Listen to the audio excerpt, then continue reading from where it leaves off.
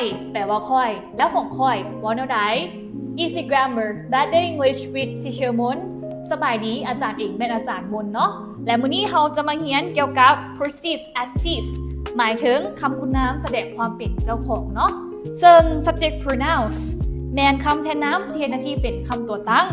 และ Possessive Adjectives แมนคำคุณนามแสดงความเป็นเจ้าของเนาะและอาจารย์จะยกตัวอย่างในประโยคให้นักเรียนได้เห็นกัน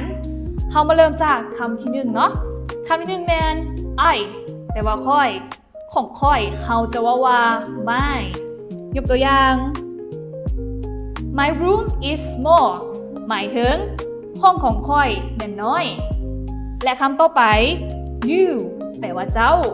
ของเจ้าเฮาจะว่า your ยกตัวอย่าง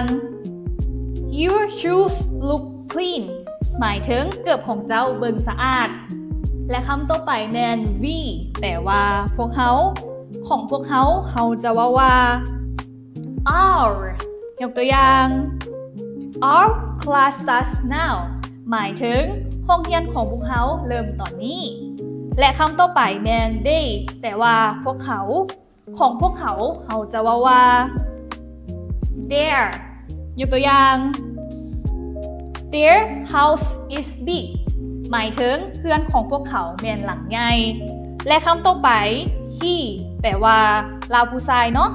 ของลาวผู้ชายเฮาจะว่า his ยกตัวอย่าง His brother is tall หมายถึงอ้ายของเราแม่นสูงและคำต่อไปแม่น she แปลว่าลาวผู้หญิงเนาะของลาวผู้หญิงเฮาจะว่า her ยกตัวอย่าง Her laptop is slow หมายถึงคอมพิวเตอร์ของลาวผู้หญิงแม่นช้าเนาะและอยู่ตัวนี้อาจารย์บ่ได้เขียนคำว่าลาวแต่ถ้านักเรียนเอาไปนำใช้แม่นให้เขียนคำว่าลาวใส่นำเด้อโอเคต่อไปแม่น it แปลว่ามันถ้าของมันเฮาจะว่า it's ยกตัวอย่าง The fish moves its tail หมายถึงปลาเคลื่อนหนิ่งหางของมันหมายถึงปลาลอยน้ำเนาะก็เลยเคลื่อนไหวหางของมันนั่นเอง